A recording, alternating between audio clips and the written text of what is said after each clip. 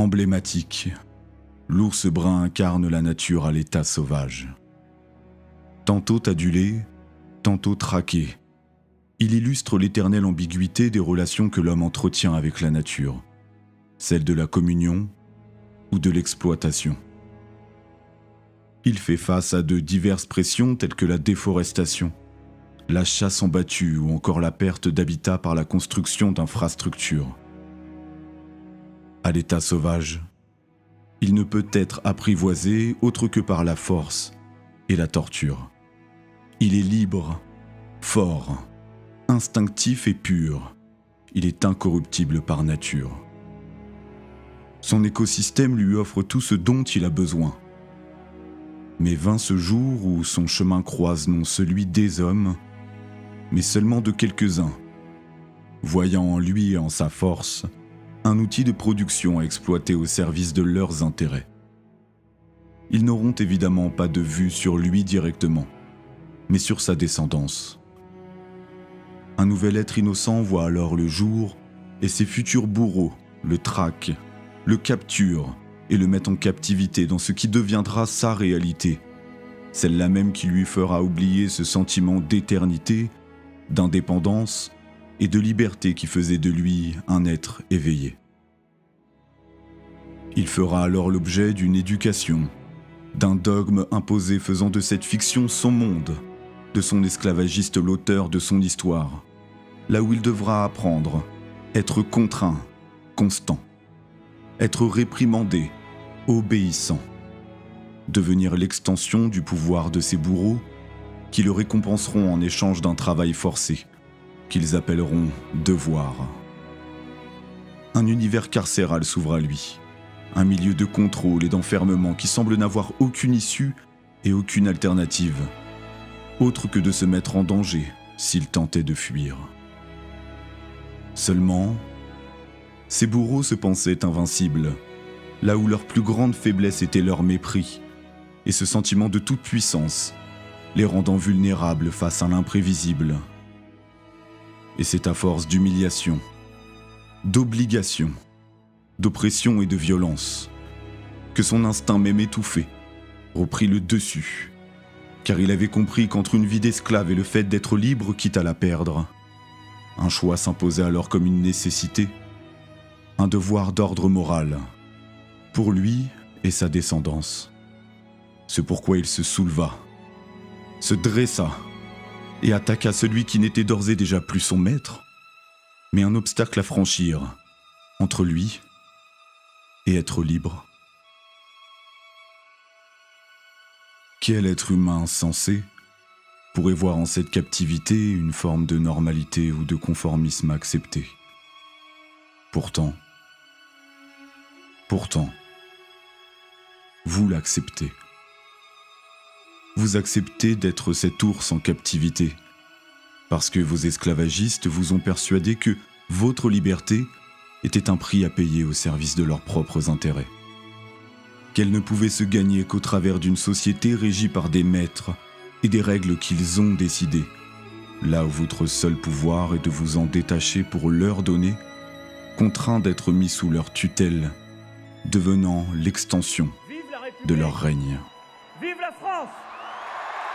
Ils vous ont conditionné à croire, non à savoir, à être productif pour avoir accès à du crédit, à convertir en dignité. Même si ce travail est synonyme d'une vie de souffrance ou qu'à l'inverse, elle vous épanouisse. Là où les riches auront la nourriture et les pauvres de l'appétit, comme disait Coluche. Car c'est de l'enfer des pauvres qu'est fait le paradis des riches. Tout comme cet ours, nous sommes maintenus en captivité, dans un milieu carcéral dont il dessine les murs, élevé en batterie pour répondre à des besoins de production qui priment sur notre humanité.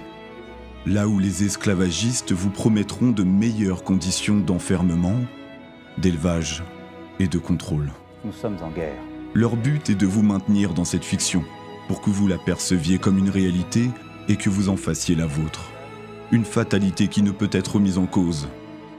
Ils vous promettront alors de vous offrir davantage de liberté, celle-là même qui n'a pourtant nul besoin de contrôle, tant elle est innée, si ce n'est autre que pour servir les intérêts de ceux qui ont besoin de l'exploiter. Ils se rendront indispensables tant ils sont inutiles, en devenant la machine de vos peurs pour exploiter vos moindres failles et vos moindres faiblesses, ainsi que votre besoin de sécurité, en vous imposant des solutions qui n'auront de cesse à vous éloigner des libertés. Ils contrôleront vos moindres faits et gestes, en les récompensant ou en les condamnant, tout dépendra de votre niveau de soumission, celle-là même qui vous poussera à la délation. Ils tiendront d'une main de fer les sources d'informations qui n'auront que pour fonction de vous conditionner au conformisme et de manipuler votre opinion en imposant le diktat d'une pensée unique. Créer la division. Ordo, ab, chaos. Tel est et continuera d'être leur dicton. Ils vous divertiront, vous combleront de distractions, pour vous couper des véritables questions, déshumanisant votre rapport à l'autre par le confort et le progrès, faisant de votre prochain rien d'autre qu'une option. Ils vous diront comment vivre votre vie. Ils vous diront quoi manger, comment vous soigner, quoi penser, comment éduquer vos enfants, quand partir en vacances, quand travailler, faisant du travail une obligation, vous coupant de vos proches, où votre temps libre ne sera que permission. Ils vous diront que vous êtes libre, et vous y croirez, par omission. Malheur à ceux qui voudront reprendre leur souveraineté, leur liberté et leur pouvoir au service du bien commun et de l'équité. Car ils y puisent le carburant de leur domination, sans lequel ils ne sont rien.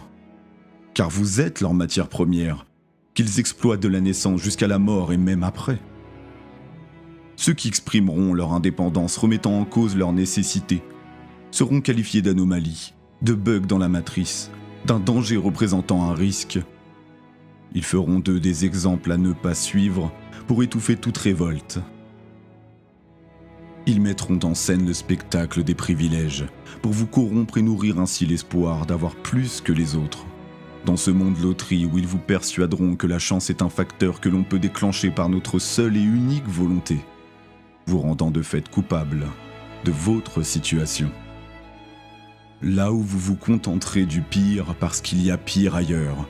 Mais si le pire s'empire ailleurs, le barème de l'inacceptable ne fera que grimper dans l'échelle des inégalités. Vous évoluez dans leur monde, non dans le nôtre, encore moins dans le vôtre.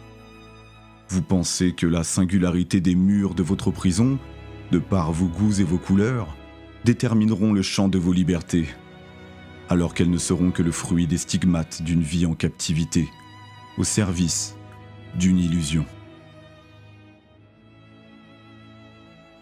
Merci du temps que vous avez consacré à ce contenu. Que Dieu vous garde et paix sur vous. Continuons d'œuvrer pour notre libération. Nous sommes la clé, ne l'oubliez jamais.